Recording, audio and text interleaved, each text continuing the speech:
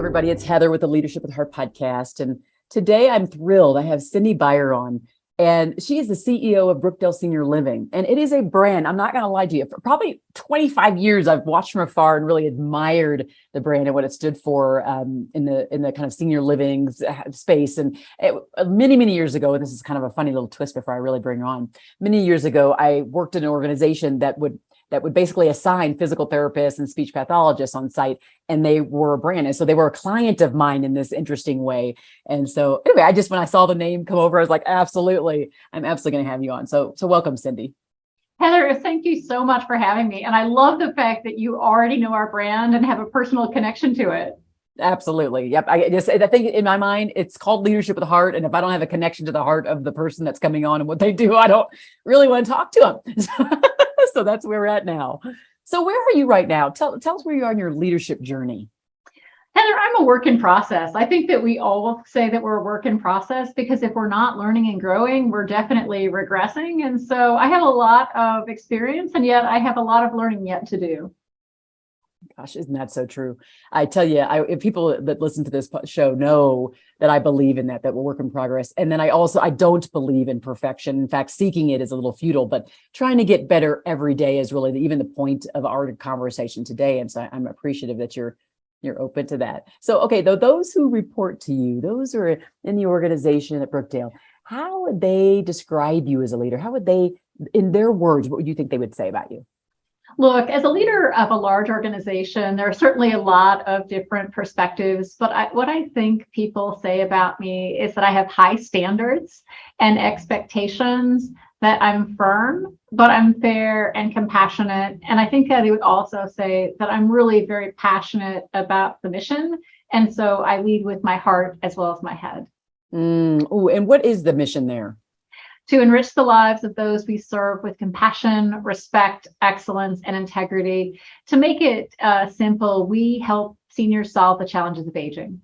Oh boy, we can all use that. I mean, we all need a helping hand in that process. We're all going to be there, right? So we might as well look to you all and emulate what it is you're telling us and guiding us to do. So I appreciate that.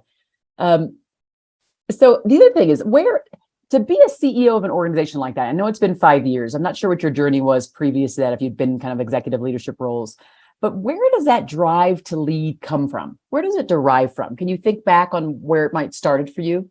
Yeah, I definitely think our culture is built on servant leadership. And not surprisingly, that's where my journey started. My journey to Brookdale actually probably began before I was even in high school. My mom had a pretty serious car accident before I became in high school.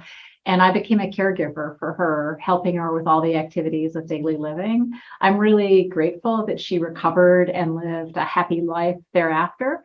But after she did recover, my grandfather lost his sight. And so I moved in with him during college to take care of him while I was attending school. And what that really taught me was the value of serving others, the fact that we make a difference every day, and that what we choose to do truly matters.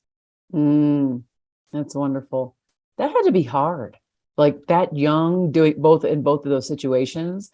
That had to be hard. There's, it takes a certain type of person, really unique person to do that. Was there almost like this sense of either obligation or like something that you were taught, maybe even your mother taught you, like just way back when, about servant leadership or about like just helping those in need? Were you, for example, volunteering when you were a kid in homeless shelters or nursing homes? Like, I'm just kind of curious to know if it even goes even further, because kind of the why behind you even doing that, because it takes so much courage. It was necessity. My mom had, she was in the first day of leaving my dad, and they were getting divorced, and she had 2 kids.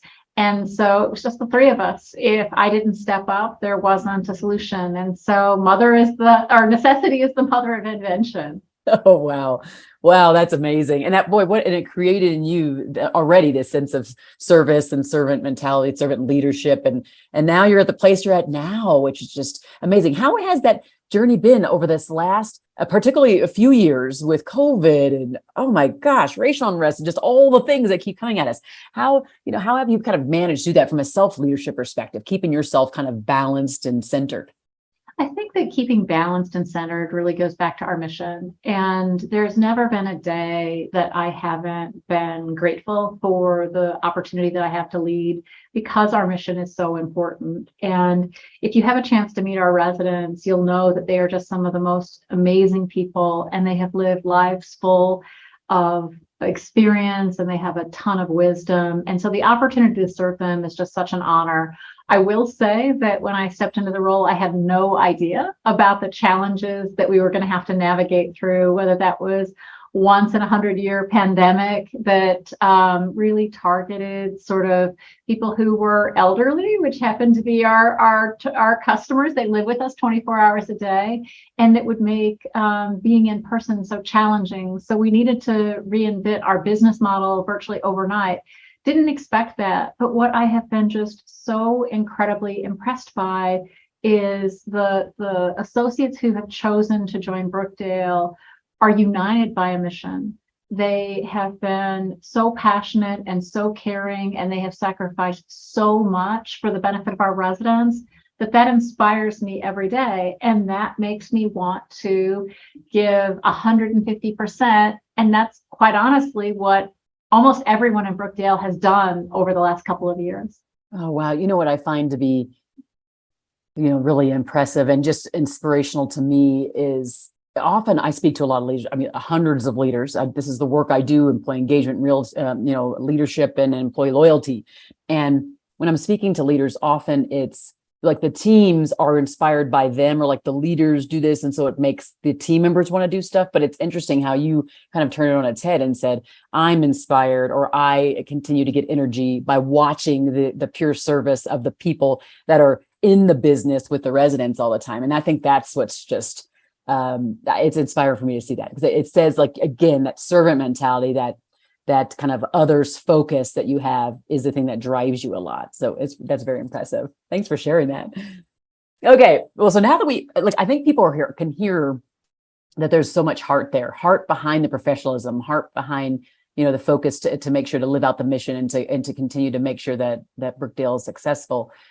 Was there ever a time, and I'm looking for a specific story here, because often people share generalizations, but I really am looking for a story of maybe when you were not, in your mind, the leader with heart, the leader who would show care.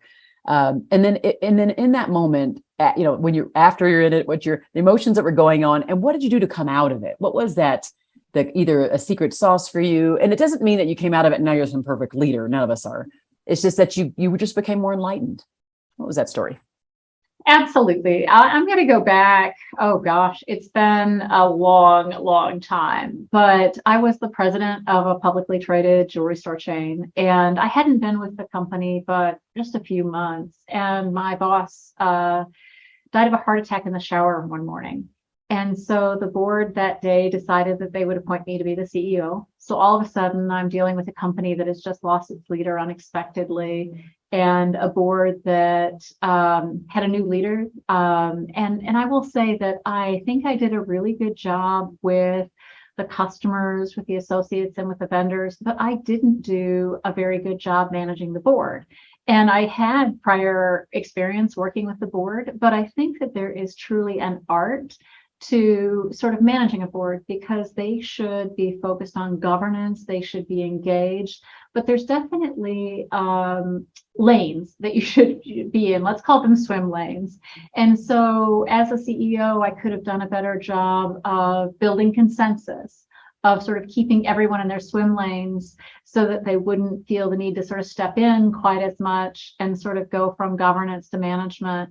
And I think that is something that I do better now. I have learned to pull my board in. And so I regularly give them board updates. Every Friday, I sit down and draft a note to the board so they feel engaged. During the pandemic, I sent them a note every day, 7 days a week, so that they would know what was happening. I make it a point to reach out and to ask them for advice on areas that they may have more expertise that I don't. And I think that with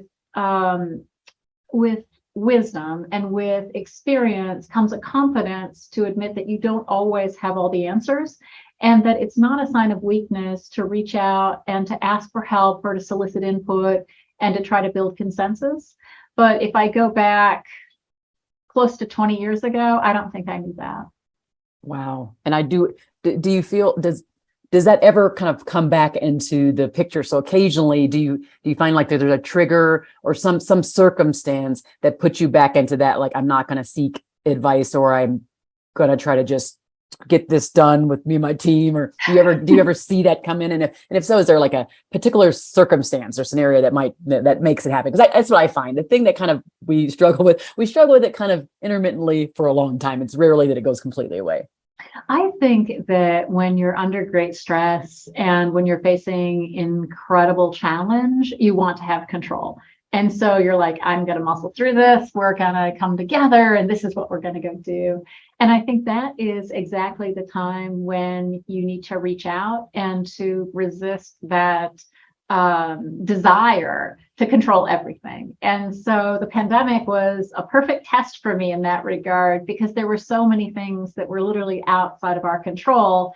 And we couldn't control our circumstances, but we absolutely could control how we responded to them, how we worked together to overcome the challenges that we faced, and how we brought people along the way. I love that. By the way, you're the first one ever to recall like a time when it was with their board. And I think it's beautiful because, I mean, boards do govern. So boards have a lot of impact on culture of the organization and everything. So the fact that you are taking that time to build that relationship with the board, you're first to mention that in my interview, which I think is great. Doesn't mean that's not what other people are doing. It's just that that was a focus of yours, or that was an area where you saw, an area of improvement. And I think it's great. And I think it's the awareness that you continually have is also a lesson for all of us to be holding a mirror up at ourselves, trying to see. I tend to be someone who puts the smiley face on and like, I'm just, I just get it done and I just get it done. And finally, what I find is that I can only do that for so long. And then I start to resent it. I resent my own doing it, and that no one just miraculously read my mind that I needed them or something, right? And so what I find is that when I feel more fulfilled, let's say, and more balanced, either it's in personal or professional, it's when I say to myself, yeah, I can't do this. I can't do all this. I'm going to need to go to someone else, to this person who knows this or knows that. So I appreciate your going there with it and being vulnerable to say that too. So now we're at the time of the podcast where you get to ask me a question, any question that you want. I am more in the employee engagement, leadership, loyalty space. So this is a pretty big time now in our nation's history. So there's plenty. Just ask me whatever you like. Well, the one thing that intrigues me, Heather, is that you have a relationship with Brookdale, and our mission only exists by serving residents. And so is there anything that you want to know about the services that we provide? Or is there anyone that you can think of that could benefit from someone to help them make the challenges of life easier? Yeah, that's a good question. I hadn't had that before either. Look at you. You're so unique in this interview this way. I'm definitely one of a kind. I'm not sure it's a good kind. You're definitely one of a kind. You are. I have worked with kind of in this space with some clients. I'm a speaker and author consultant, so I've worked with clients in this space before. So I probably don't have as many. I have a parent who did just pass away, and so I was estranged from him for a while. So if I would have known, maybe that could potentially been some connection there of helping. But I'm sorry for your loss. Thank you very much. I would just say, when we think about because this is me asking you a question again, I don't really want to, but I still think it is a question I want to ask. And that would be, as we think about any of the senior housing or senior care or what would be kind of your special sauce? I heard your mission, but is there something specifically that you do that maybe your competitors don't do that could help someone listening, like consider Brookdale as a place they may send their loved one?